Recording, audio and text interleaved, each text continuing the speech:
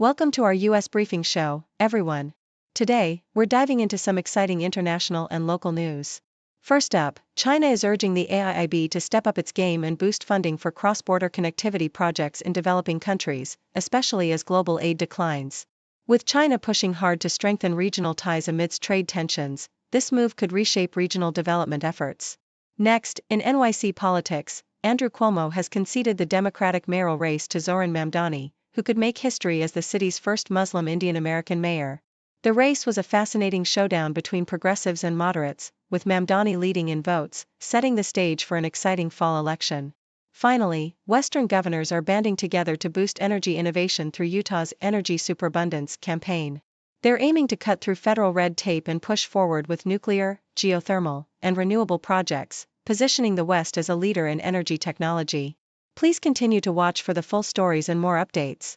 From Nikkei Asia, China's Finance Minister Lan Feng passionately called upon the Asian Infrastructure Investment Bank, AIIB, to bolster its support for cross-border connectivity projects in developing nations, emphasizing the decline of international development aid amidst a slowing global economy.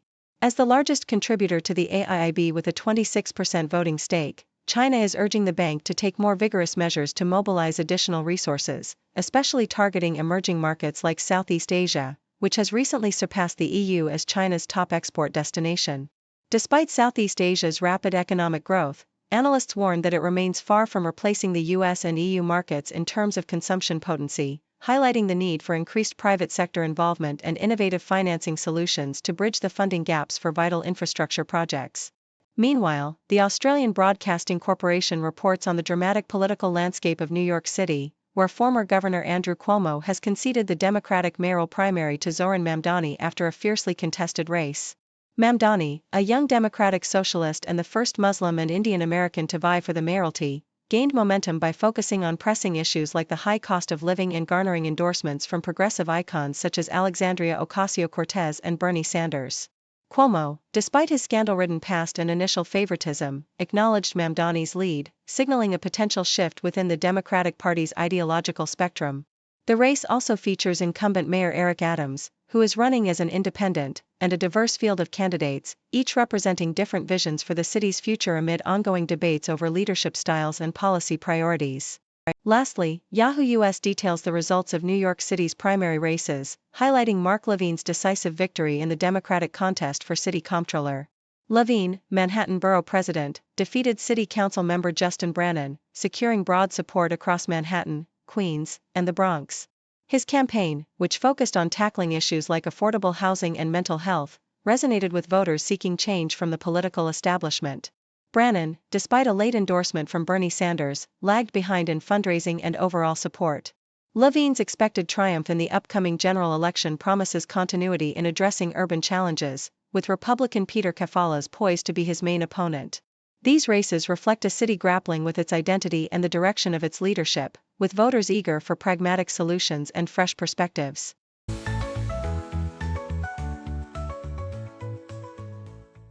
The Western Governors Association, led by Utah Governor Spencer Cox, is rallying behind a bold new initiative called Energy Superabundance, aimed at transforming the United States energy landscape. This campaign seeks to overhaul federal regulations that hinder energy development, emphasizing technological innovation and policy reform to meet the surging demands of a future powered increasingly by artificial intelligence, electric vehicles, and data centers. Cox's vision includes regional collaborations with neighboring states like Idaho and Wyoming, focusing on nuclear energy and streamlining permitting processes to accelerate energy projects. The initiative underscores the West's potential to lead the nation and the world in energy production, emphasizing that regional cooperation among bipartisan governors can overcome federal bureaucratic obstacles and foster a new era of energy independence and innovation. Yahoo reports on the intense legislative race to pass President Trump's sweeping tax reform, highlighting the urgency and political drama unfolding in Congress. The Senate is rushing to vote on a reconciliation package, with plans for long debates and amendments that could test the patience of lawmakers. However, divisions within the GOP threaten the bill's passage, as some conservative Republicans oppose proposed changes, fearing increased deficits and continued green energy subsidies. Despite these hurdles, Republican leaders remain determined to meet the July 4 deadline, with President Trump publicly demanding that Congress stay in session until the bill is signed into law. The potential for a last-minute legislative showdown looms, as party members grapple with balancing fiscal conservatism, political pressures, and the urgent need to deliver on campaign promises. Australian Broadcasting Corporation sheds light on the ongoing anxiety among Iranian Australians amid the fragile ceasefire between Iran and Israel. Despite the temporary calm, families like Bahar Chaichi's and Amina Peruzzi's live in constant worry for loved ones still trapped in Iran. Peruzzi's daughter remains in Tehran, anxiously awaiting a chance to escape the violence, while others see the conflict as an opportunity for regime change, hoping for a political upheaval that could end Iran's oppressive rule. Many Iranian refugees in Australia express a mix of hope and despair, witnessing the suffering of civilians caught in the crossfire and fearing for their families' safety.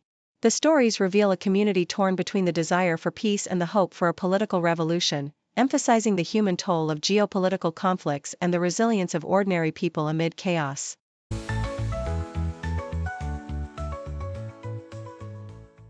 According to the Australian Broadcasting Corporation, despite widespread disapproval among Americans, President Trump's supporters remain steadfast in their backing of his decision to strike Iran.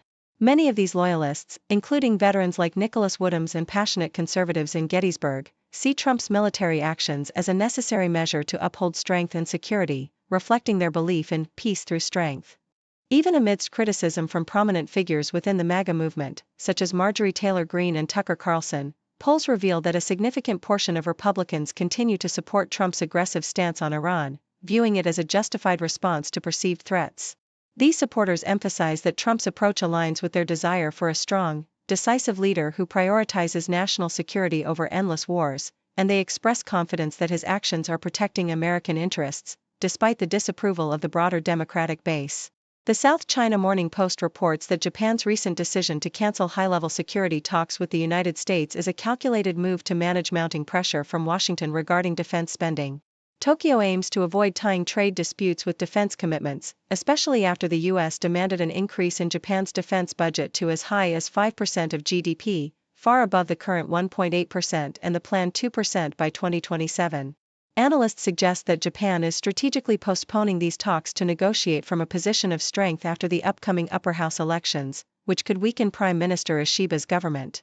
Meanwhile, Japan's energy security concerns, particularly regarding Russian oil imports and the potential closure of the Strait of Hormuz amidst escalating Middle East tensions following Trump's recent military strikes on Iran, further complicate its geopolitical calculations.